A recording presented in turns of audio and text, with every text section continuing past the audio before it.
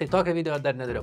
Šiandien parodysiu kompanijų akcijas, kurios turi hipotetinio potencialą tiesiog šauti į viršų trumpuoju laikotarpiu, bet ne dėl to, kad kažkuris Wall Street'o dėdė tai pasakė. Hello, Wall Street.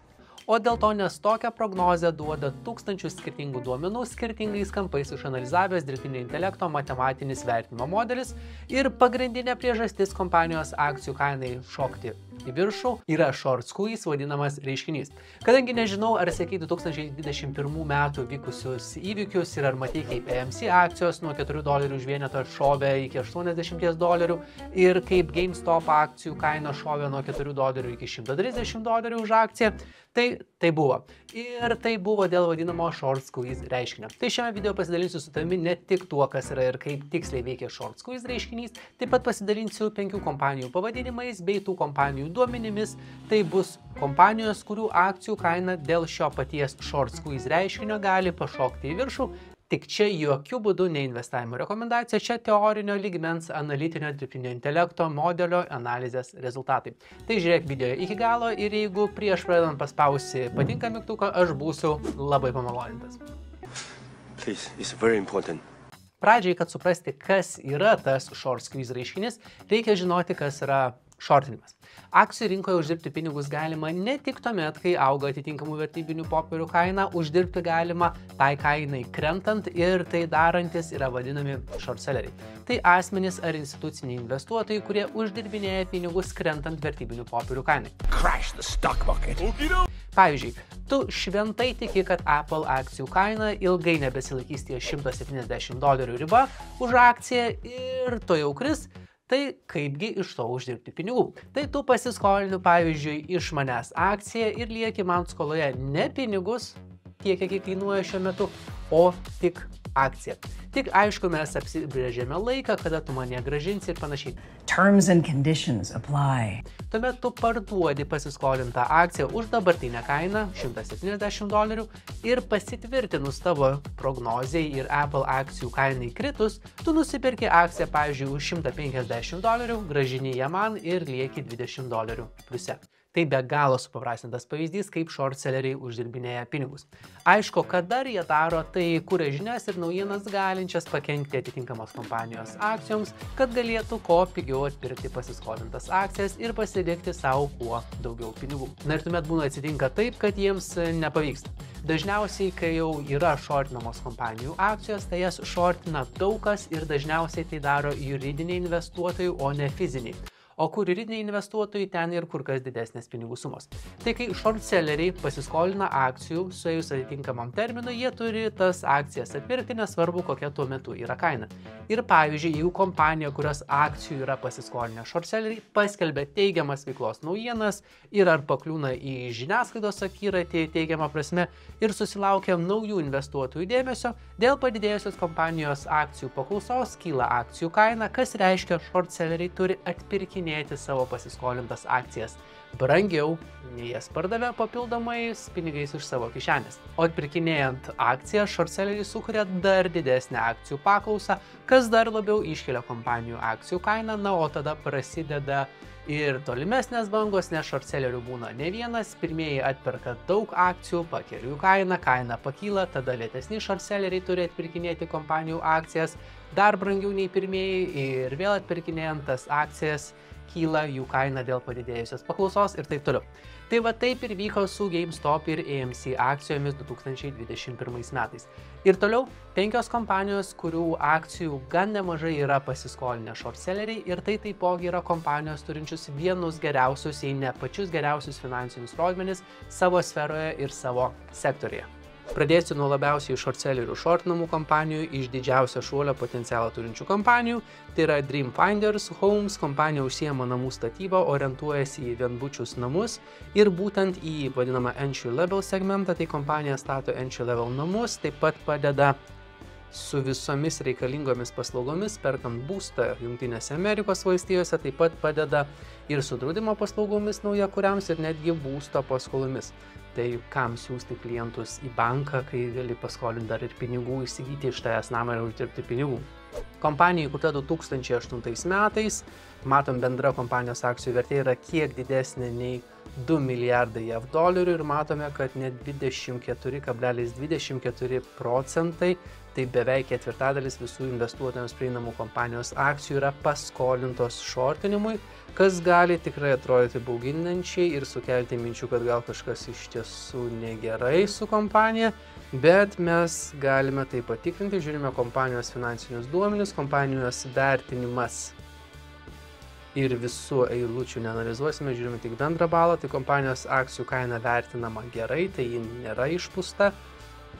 Kompanijos augimas vertinamas gerai, kompanijos pelningumas vertinamas labai gerai ir kompanijos akcijų kainos augimas vertinamas puikiai. Tai kyla klausimas, kodėl kompanijos akcijų yra tiek daug shortinama, jeigu kompanija turi tokius gerus finansinius rodiklius. Gal kažkas turi kėslų sudirbti kompanijos vardą ir pasipelnyti, užsidirbti pinigų, arba anksčiau galvojo, kad kompanijoje nekaip seksis, o jai pradėjo sektis, nežinau ir čia niekas neatsakys šio klausimo, bet nepaisant to, yra kaip yra, ketvirtadalis kompanijos akcijų yra shortinami. I'm extremely confused. O kompanijos rezultatai yra geri, tai vat ir turime situaciją, kurioje gali labai stipriai pradėti didėti kompanijos akcijų paklausa, kai jos short selleriai pradės atpirkinėti pasiskolintas akcijas. Žiūrime toliau, Applied Optoelectronics, minėjau šią kompaniją ankstesnėme video, informacinių technologijų sektorius, susisiekimo įranga, veikla vysto visame pasaulyje, 21,43% investuotojams bendrai prieinamų akcijų yra shortinamos, kompanijos akcijų vertė vidutinė, kompanijos augimas vidutinis, pelningumas vidutinis ir kompanijos akcijų kainos augimas puikus. Savo veiklos sektoriuje kompanija pagal vertinimus užima pirmą vietą iš 581 vietos, o savo industriją pirmą iš 49 ir kas penkta apyvartoje esanti akcija yra paskolinta shortinimui. Kai pavyzdžiui yra kompanijų, kur rezultatai yra gerokai prastesni, bet jų akcijų nelabai kas shortina. Judame toliau.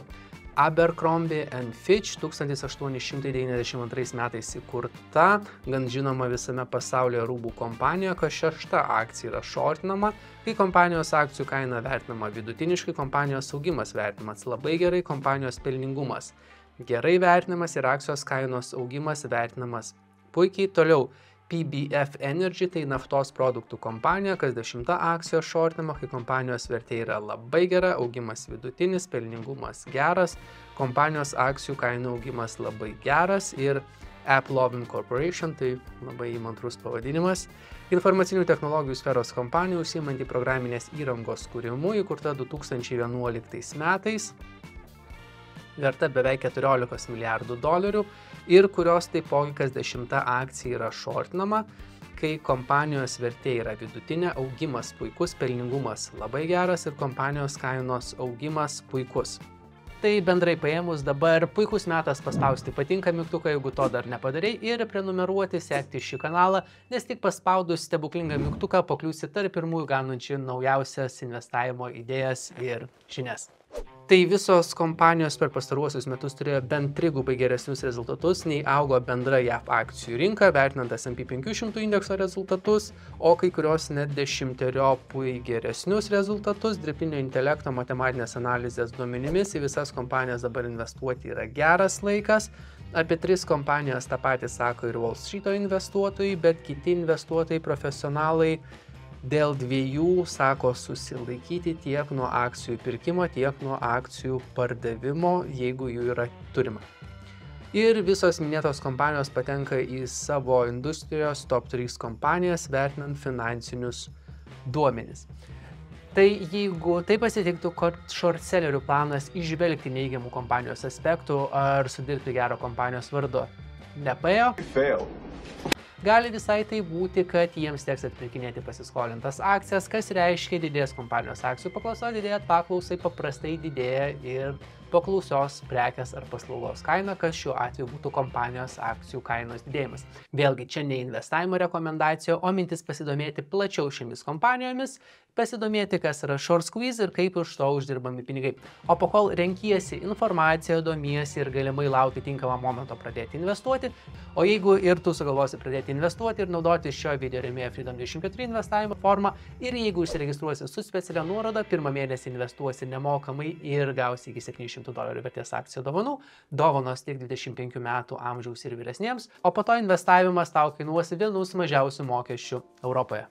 Šio video filmavimo metu minėtų akcijų kaina yra nuo 7 iki $63 už akciją, Dream Finders Homes kainuoja $21.30, Applied Optoelectronics $7.57, Abercrombie & Fitch $62.99, PBF Energy $48.89 ir AppLovin Corporation $39.64. Na, o jau žinant, kurias akcijas nori pirkti, pats pirkimas trunka iki minutės, akcijas galima pirkti rinkos kainą arba galima nurodyti netgi konkrečią kainą, už kiek nori nupirkti atitinkamą akciją ir tik tuomet pateikti užsakymą. Jeigu turi pageidavimų apie kokias kompanijas būtų įdomu gauti panašaus pobūdžio informacijos, pasidalink komentaruose, o šiam kartui tiek, sėkmingo investavimo ir taupimo ir pasimatome kitame video.